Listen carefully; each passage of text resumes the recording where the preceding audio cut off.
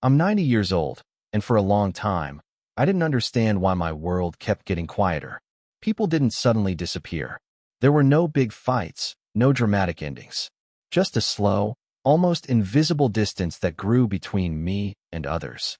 One day I looked around and realized I had stepped away from so many people I once thought I couldn't live without. If you're going through this, if your circle is getting smaller as you grow older, there's nothing wrong with you. In fact, there are deep reasons behind it. Let me tell you what I've learned. The first reason is something most people don't understand until it's too late. You begin to protect your energy. When you are young, you give your time and energy freely. You say yes to everything. You answer every call, reply to every message, show up for every gathering. You think being available makes you a good person. But over time, life teaches you a different lesson. You get tired, not just physically, but emotionally. You start to notice how some people only come to you when they need something. How some conversations leave you drained instead of fulfilled. How certain relationships feel like a responsibility rather than a connection. And slowly, you change. You stop answering every call. You stop explaining yourself. You stop showing up where you don't feel valued. Not because you've become rude, but because you've learned something important. Not everyone deserves access to your energy. And peace becomes more valuable than people. The second reason is a painful one. You realize that most relationships are conditional. This realization doesn't come early. It comes after disappointment, after giving your best to people who couldn't do the same for you. You notice patterns. When you're doing well, people are around you. They laugh with you, celebrate with you, call you often. But when life becomes heavy, when you're struggling, confused, or broken, the same people are nowhere to be found. At first, you try to make excuses for them. They must be busy. They'll come around. But deep inside, you know the truth. And that truth changes you. You stop expecting. You stop depending. You stop chasing people who don't choose you. And without making any noise, you distance yourself. The third reason is something subtle, but powerful. You get tired of fake conversations. How are you? I'm fine. We say these words every day, but most of the time, they mean nothing.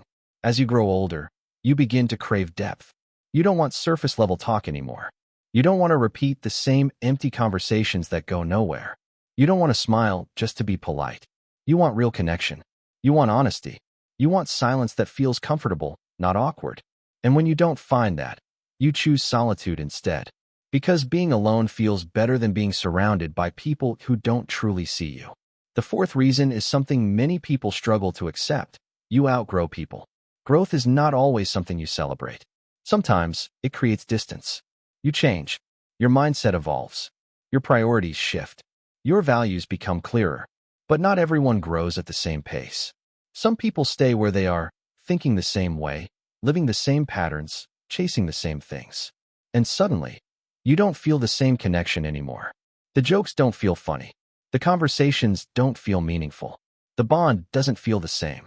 There's no hatred, no anger, just a quiet realization that you no longer belong in the same space. And so you step back. The fifth reason is simple, but life-changing. Peace becomes more important than drama. There was a time when arguments felt necessary, when proving a point felt important, when being right mattered more than being calm. But life has a way of exhausting you. Too many misunderstandings, too many unnecessary conflicts, too many moments where your energy was wasted on things that didn't truly matter. And one day, something shifts inside you. You stop reacting. You stop engaging in pointless drama. You stop trying to fix everything. You realize not every battle is worth fighting. And most importantly, your peace is not worth sacrificing.